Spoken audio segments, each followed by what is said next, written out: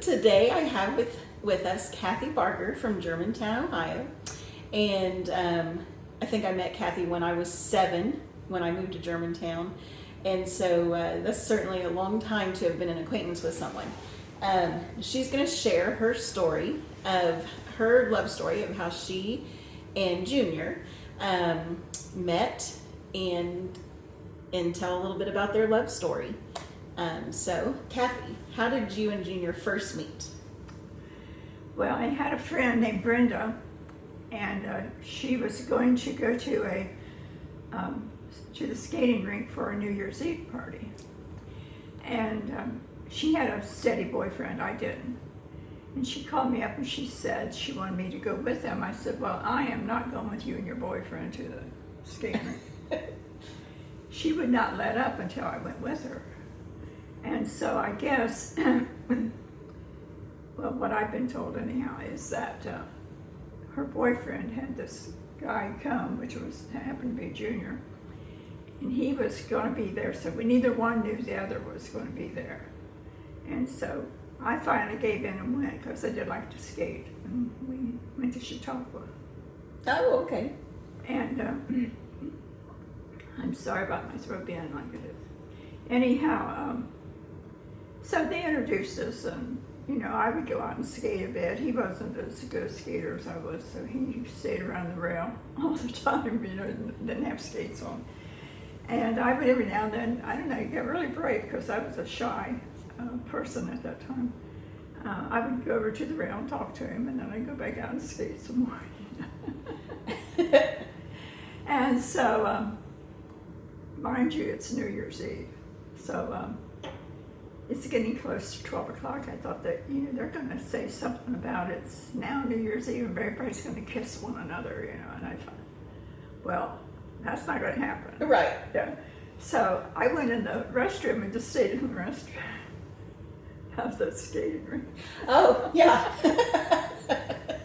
And then I came out later, but. And about how old were you? I was probably 18 at the time.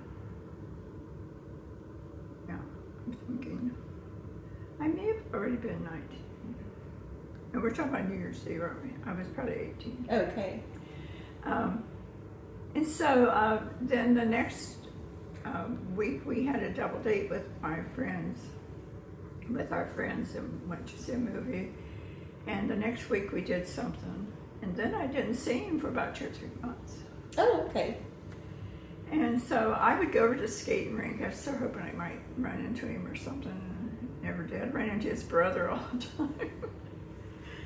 And his brother and his friends didn't have ways home, so Brenda and I would take his brother and these friends home, which I would be in the driveway where Junior lived, but he never came out or anything.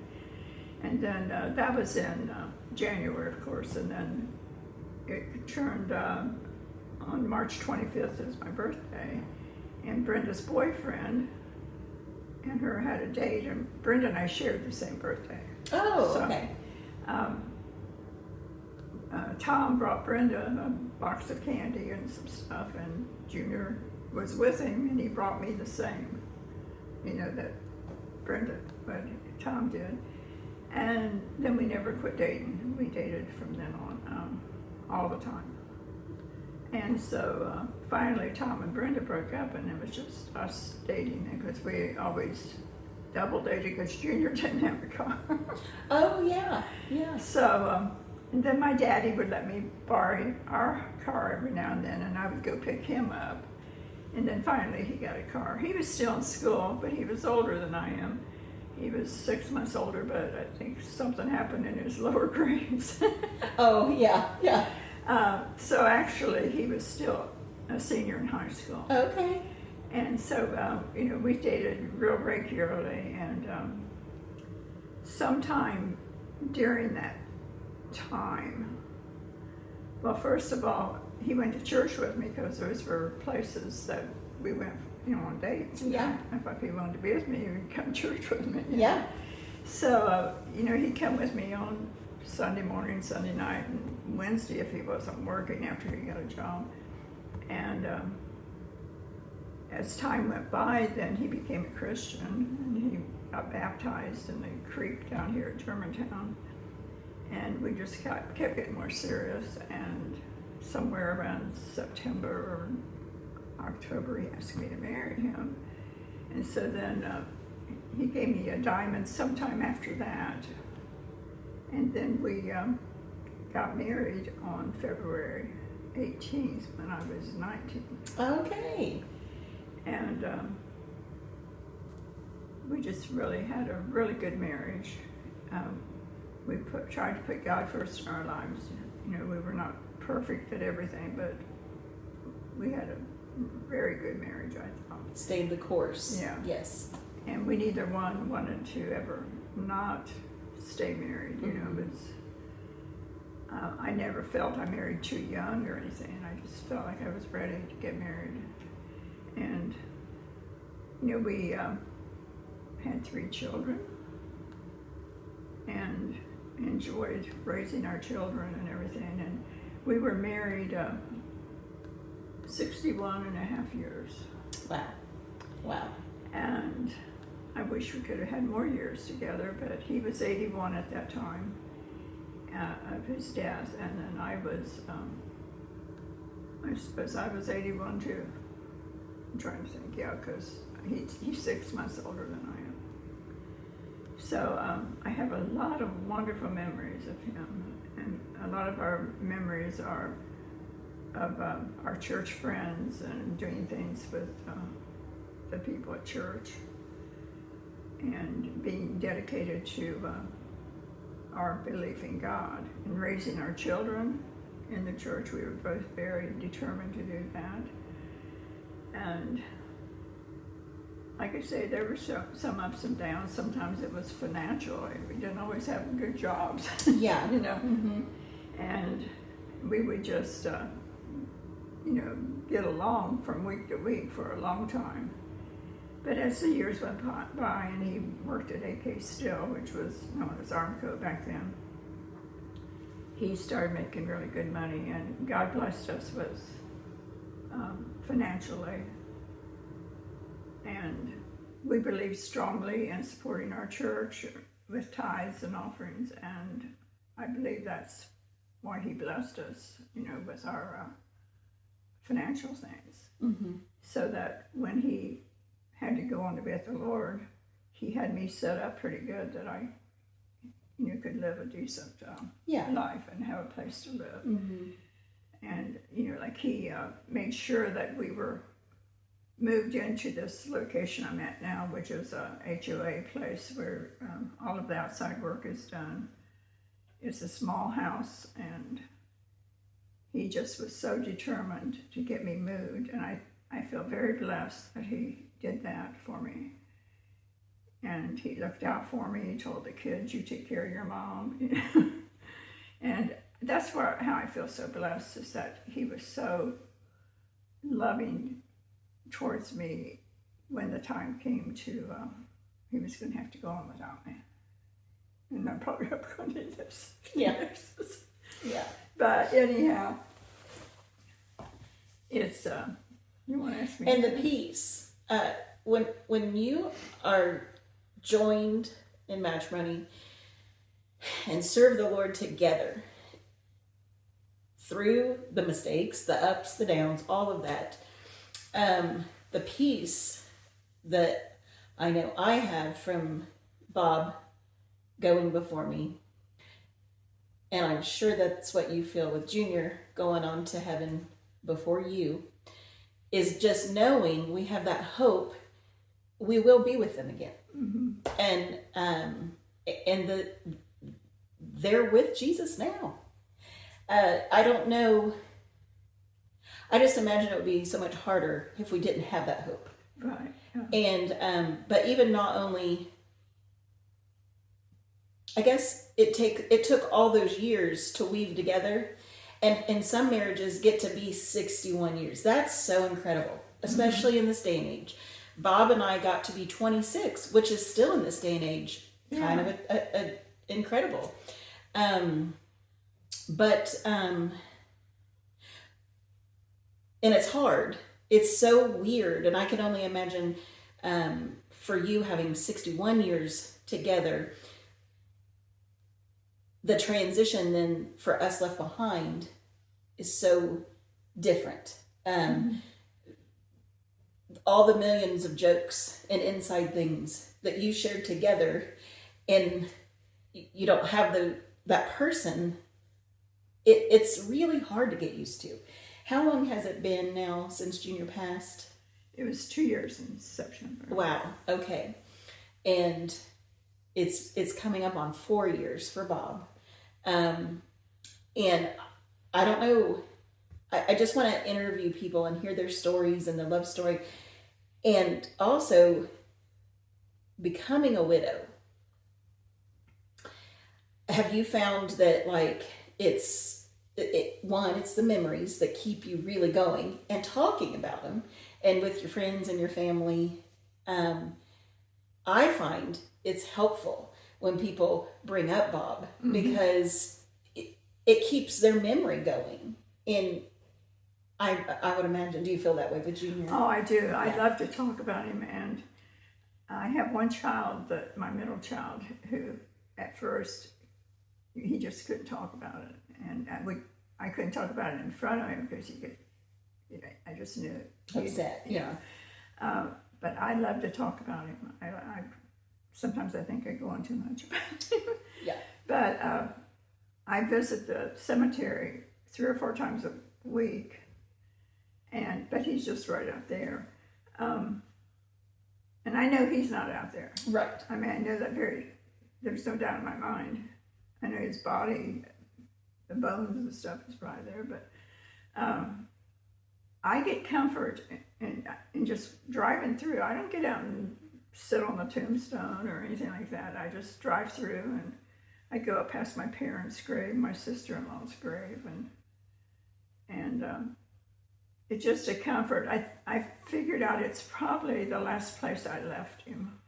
And so there's something about, I know there's been a couple incidents where something happened that I was upset about. I drove directly to the cemetery, and I later thought about that.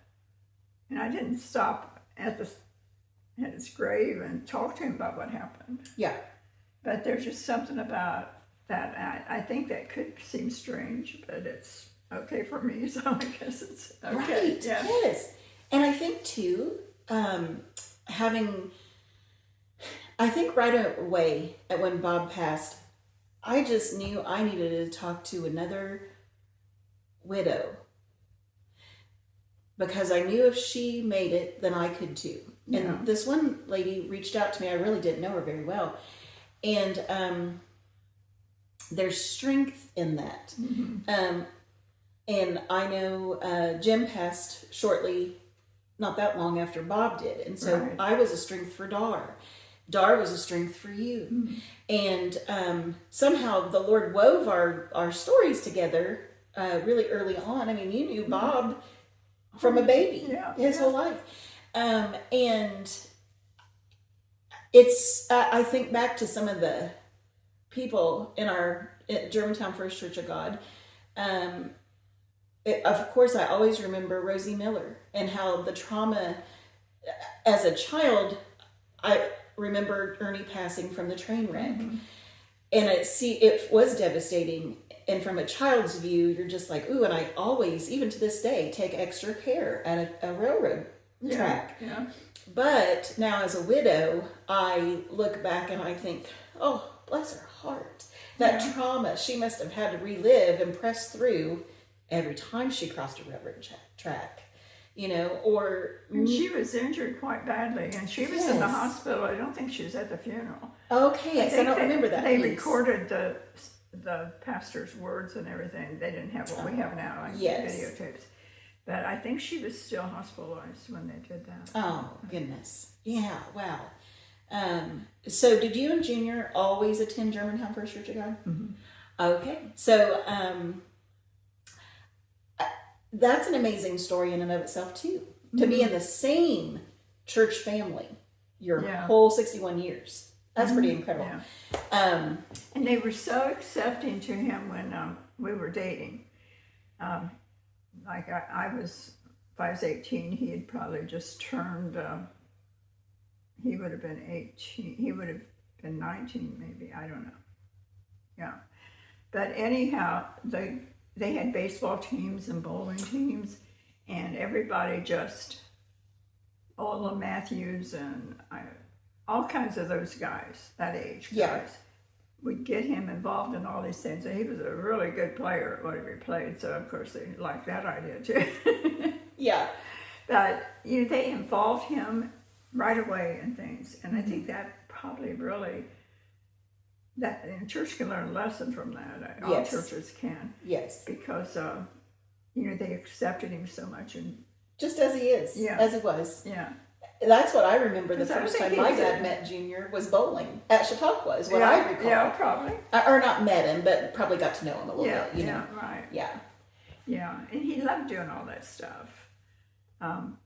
Like softball or whatever they played, the church teams. He played shortstop on ours, which is a pretty good position to play. You have to be pretty good to play it. Yeah.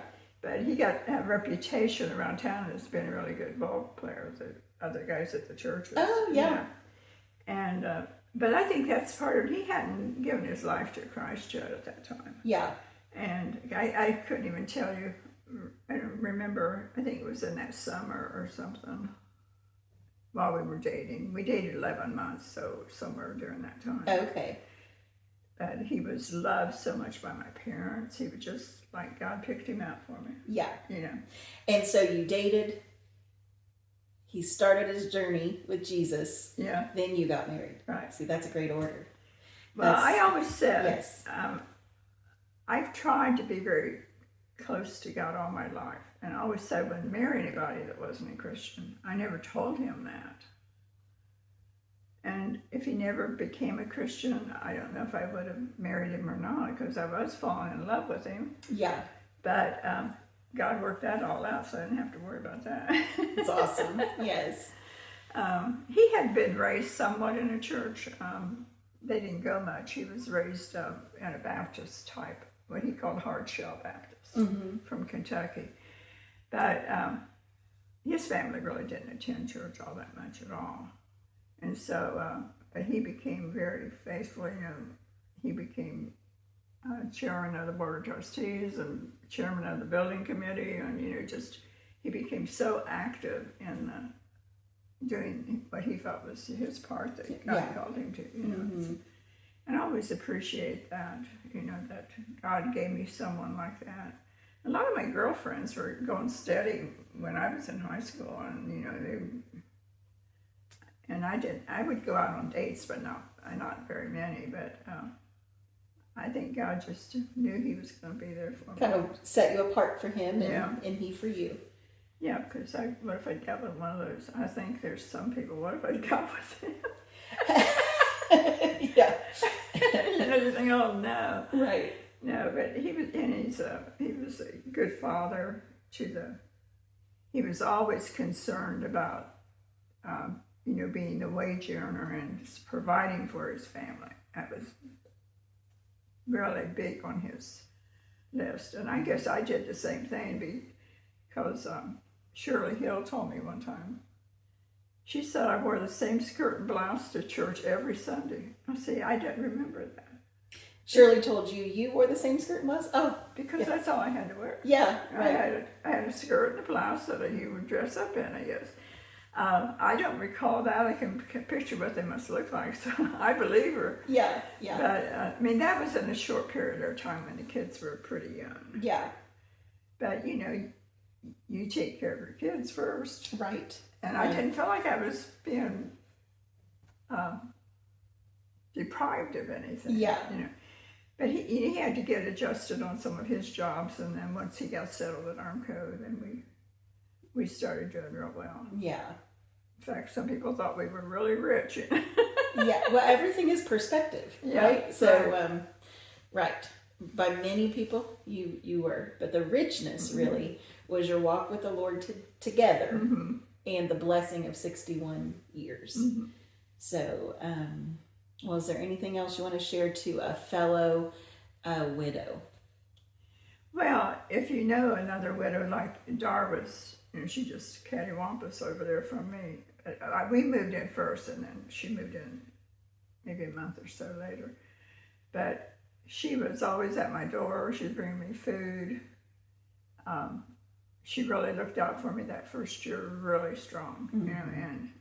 And she'd come in, we'd cry together because she's still grieving so bad over Jim. Yes.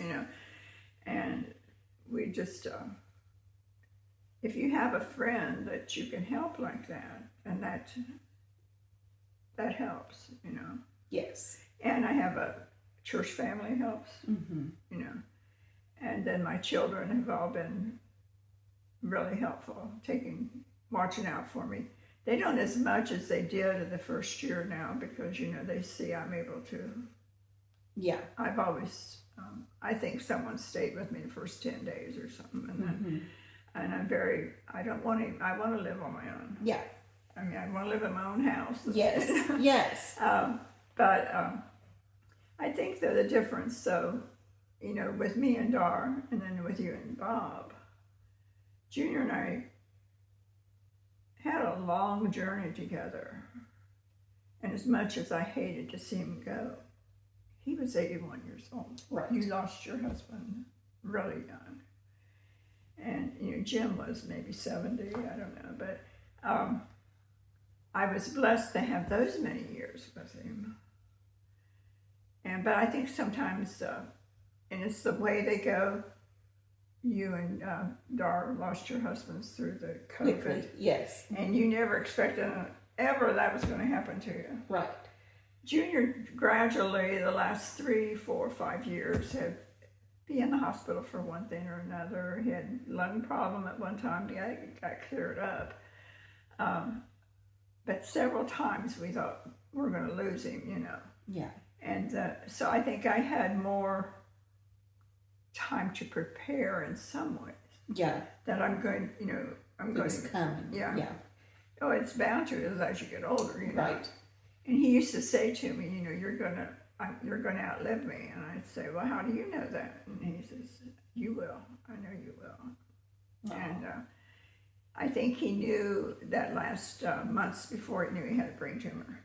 I think he knew that there was something really seriously wrong with him. That's why we got moved. I mean, we bought this place before he knew he had a brain tumor. So. Yeah. And I just was thinking what an added blessing that the Lord gave you is that he actually lived here. Yeah. So you lived in all your houses together. Right. That's wonderful. 2 months he was here with me. Wow. Yeah. And I took care of him as long as I could. I knew the day that the kids said we had to take him to hospice. I knew that night before they ever said it that it had to happen. I couldn't do it anymore. Yeah. I mean, I would about drop him trying to get him in bed, and my grandson would come over and help me at night sometimes, and most of the time. But, it just, I am blessed. There's something about the house. I don't really believe in ghosts or anything like that. But it's just because he lived here. Yeah. I feel like his presence is somewhat here. Right. Yes. Yeah, so I hope I can live here until I die, actually.